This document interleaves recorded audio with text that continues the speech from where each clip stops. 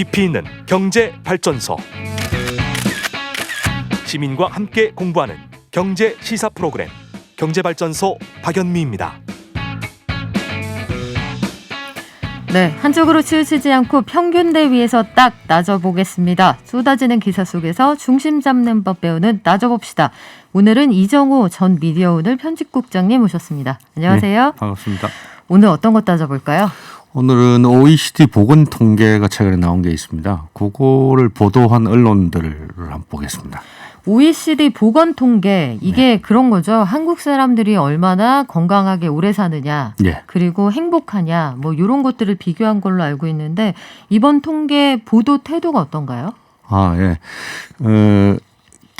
한국인의 기대 수명이 83.3세로 OECD 평균보다 2살 더 많이 산다. 이런 거였죠. 예.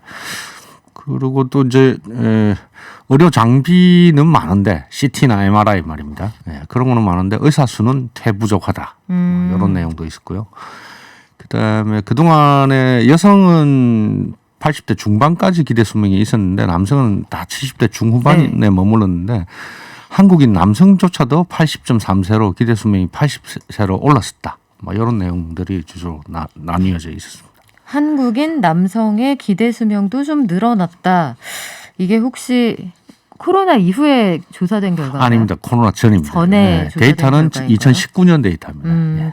아마 코로나 이후에는 그 음주 등이 좀 줄어서 영향을 주지 않을까 이런 생각도 드는데. 그럴 수도 있죠. 네. 이번 통계 자료에서 볼 수 있는 또 다른 특징이 있을까요? 긍정적인 면도 있고 부정적인 면도 있는데요. 예. 예를 들면 이제 의사 수 같은 경우에는 인구 1000명당 2.5명입니다. 그래서 OECD 평균이 3.6명이니까 3분의 2 정도밖에 안 되는 적네요. 거죠. 상대적으로. 간호사는 더 심각합니다. 간호사는 인구 1000명당 우리나라가 4.2명인데 OECD 평균은 7.9명입니다. 거의 절반 정도죠.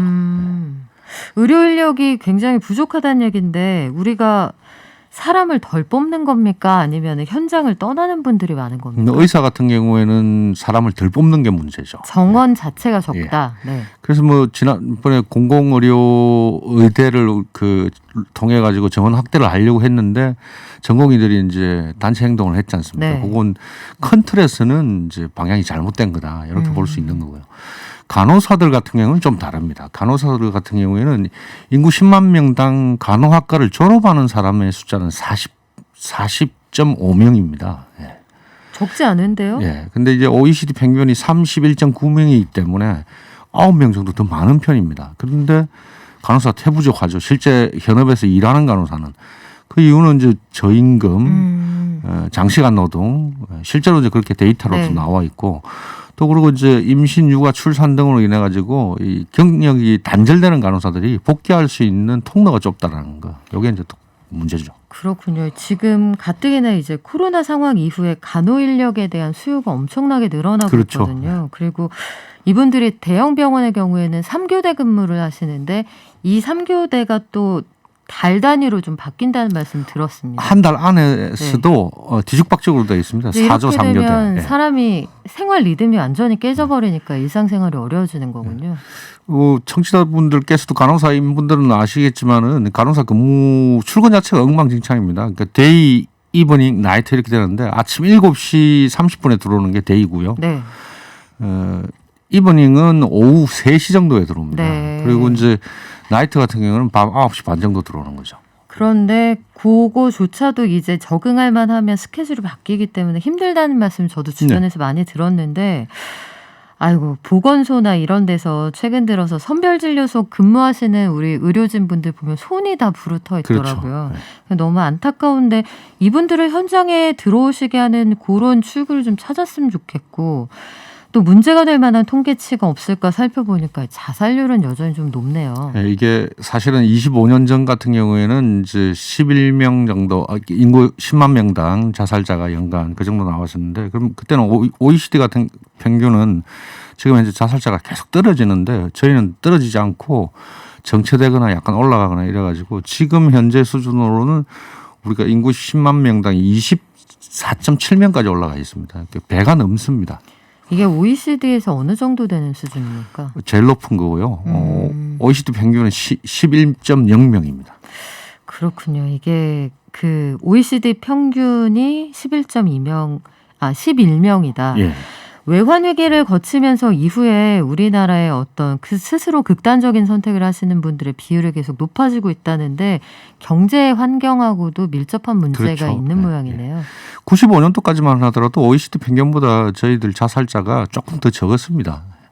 근데 이게 그 이후부터 한 번도 꺾이지 않고 계속 올라가거나 약간 정체되거나 이런 상태로 그 컵을 그리고 있죠. 이거는 정말 다 같이 한번 고민해 봐야 할 문제가 아닌가 싶은데 이 본격적인 대선 전국이잖아요. 삶의 질을 어떻게 낮게 해줄 거냐 그 부분에 대한 경쟁도 좀 이루어졌으면 좋겠다 생각이 들고요. 통계 보도를 살펴봤을 때 이 부분은 꼭 개선이 돼야겠다 이렇게 보신 게 있을까요? 이제 좀 깊이 있게 들어간 게 의료 장비는 많은데 의사가 태부족하다라는 정도까지만 들어가는 건데 이게 현실을 그대로 전달하는 건데 네. 그 구조를 봤으면은 개선할 수 있는 대안들 이런 방향이 있다라고까지는 이야기는 해줘야 되는데 그렇게 나가는 보도는 이번 보도에서는 없었습니다. 그렇군요. 이 의대 정원을 늘리는 문제는 결국은 정원을 늘린다는 건 라이센스를 가지고 있는 시장의 경쟁자가 늘어난다는 거니까 기존의 의사분들이 달가워하지 않을 수도 있겠으나 국민의 복리 향상을 위해서는 또 한 번쯤은 생각해봐야 할 문제가 아닐까 싶고요. 그렇죠. 이 정도로 적으면은 실제로는 조금 늘려야 되는 게 맞는 거죠. 그렇죠. 그리고 현장에서 전공의들의 과도한 노동이 끊임없이 문제가 되지 않습니까? 비인간적인 처우와 과도한 노동을 이겨내야 전공의에서 이제 전문의가 되고 개업이 아니면 교수가 된다. 요 과정을 꼭 이런 방식으로 거쳐야 되는지 고민을 한번 해볼 시점 같네요. 예. 네, 지금까지 균형 있는 시각으로 파헤쳐보는 따져봅시다. 이정호 전 미디어오늘 편집국장과 함께했습니다. 고맙습니다. 예.